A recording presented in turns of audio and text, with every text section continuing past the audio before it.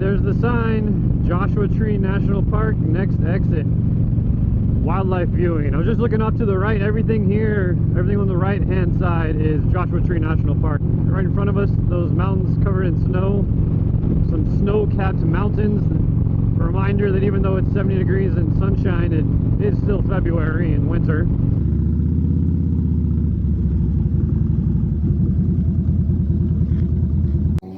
Alright guys, welcome to the Outdooraholic channel. We're going to be doing a series where each national park we visit, we're going to kind of highlight the national park itself, different rides to do on the motorcycles, different things that we do while we're here at the national parks. This is our first one, which is Joshua Tree National Park here in Southern California.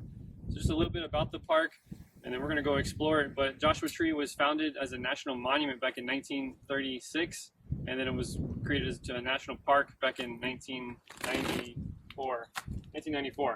So we're going to go explore. We're going to drive through the park. We're on the south side right now off of Interstate 10, and we're going to drive all the way to the north side through the park and spend the whole day here. And hopefully we'll have some good updates for you after we explore it ourselves. So follow us along and let's enjoy the ride. Alright guys, we just entered Joshua Tree National Park. It's a beautiful day in early February, but it's probably in the low 70s here. Sun's shining, sky's blue, and we're ready to explore Joshua Tree National Park. So supposedly the Joshua trees got their name from Mormon settlers headed out this way. They said it looked like Joshua, you know, praying to God with his arms up in the air, and then the name stuck. The Joshua trees are actually related to yucca plants and Spanish daggers. They're all in the same family. But their range is here in the Mojave Desert. They're only found in this area of Southern California, western Arizona, southern Nevada and Utah, as well as northern Mexico south of here. So I think it's like Nuevo Leon and Monterey. Joshua Tree is a great place to spend time. It's got some real scenic roads. It's also got world-class rock climbing. People come from all over the country to rock climb here. Hiking, lots of hiking trails. We're going to be hiking a few today. It's also a good place for stargazing and night photography because it's so dark. On the eastern part of the park, it's actually part of the Sonoran Desert, and then there's kind of like a transition phase, and as it gets to the western part of the park, which is more popular, that's the Mojave Desert side, and that's where the Joshua trees actually are. So far on this side of the park, haven't seen any Joshua trees. So right now we're heading up to the Cottonwood Visitor Center. That's where we're going to start our journey today. And then we're going to drive all the way across the park up to the north side by 29 Palms. We'll also be keeping our eyes peeled for wildlife. There's a bighorn sheep crossing sign.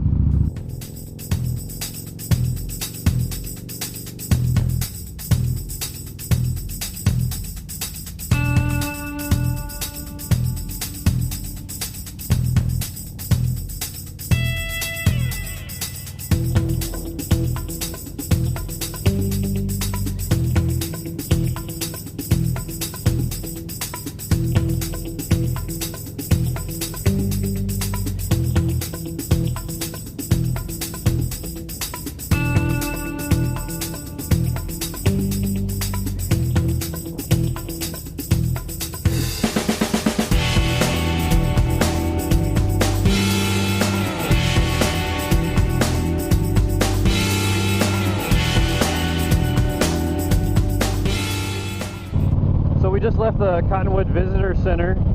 If you don't have a national park pass, it's $30 for a car or $25 for a motorcycle, and those are both good for 7 days. The national park pass, it's $80, but that's good for the whole year at all national parks. It's called the America the Beautiful Pass, which is what we have. So anyway, we're making our way north. We're going to stop at the Cholla Cactus Gardens, do a little, I think it was a mile or so hike, or I think it was less, maybe a quarter-mile hike through the Cholla Cactus Gardens, and then we'll keep going up north. This side of the park, there aren't hardly any Joshua trees, but once we get to the northern part, we ask about good places to go to see the Joshua trees. He said once you get to that northern section, it's just a forest of Joshua trees. You don't need to, you know, look for a specific area, so they're everywhere. one we were asking about wildlife this time of year, and again, this is February. The desert tortoises are hibernating. And then also we asked about bighorn sheep, and he said the odds of seeing them are very low. They stick to, you know, the higher, more inhospitable environments, so you're not going to see them just normally, just driving through the park and doing little day hikes. However, we did still bring our camera, and we'll take it with us when we do the hikes, and in case we get lucky.